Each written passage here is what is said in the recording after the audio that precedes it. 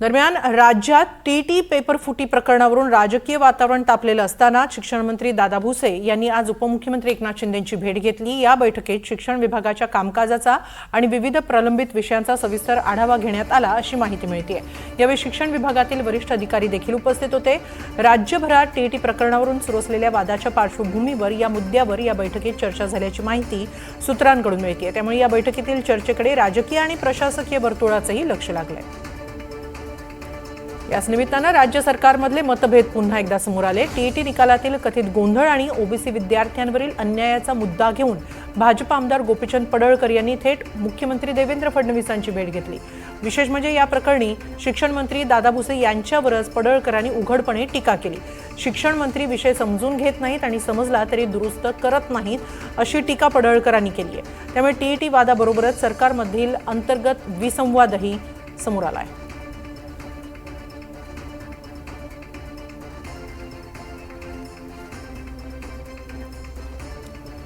भाजप आमदार पडळकर यांनी शिक्षण मंत्री भुसे यांच्यावर जाहीर टीका केली। शिक्षण मंत्र्यांना विषय समजत नाही आणि समजला तरी त्यात ते योग्य वेळी दुरुस्ती करत नाहीत अशी टीका त्यांनी केलेली आहे। आज पडळकर यांनी टीईटी पेपर फुटी प्रकरणी तसंच ओबीसी विद्यार्थ्यांवरील अन्यायाचा मुद्दा घेत थेट मुख्यमंत्री देवेंद्र फडणवीस यांची भेट घेतली। राजीनाम्याची मागणी कशासाठी करू? हे बघा, त्यांनी हा विषय सिरियसली घेतला पाहिजे। जी मुलं मेरिटमध्ये आहेत, आता 139चा पोरगा ओपनमध्ये पाहिजे, एवढं जर या अधिकाऱ्यांना समजत नसेल, 132 मार्काचा पोरगा हा कुठं पाहिजे?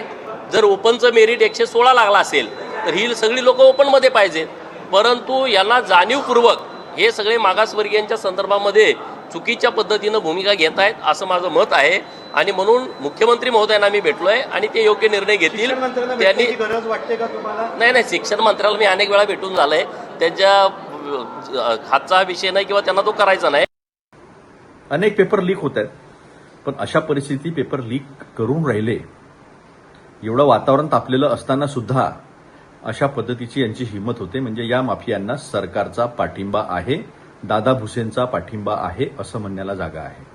आणि आता तर पडळकर सुद्धा बोलले की आम्हाला वेळ देत नाही, आम्हाला भेटत नाही। पडळकर बोलता काय? तुमचं सरकार आहे आणि तुमचं सरकार आहे, तुम्ही घ्या ना राजीनामा त्यांचा।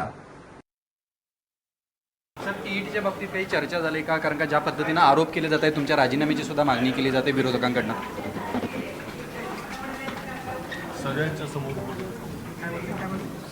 समोर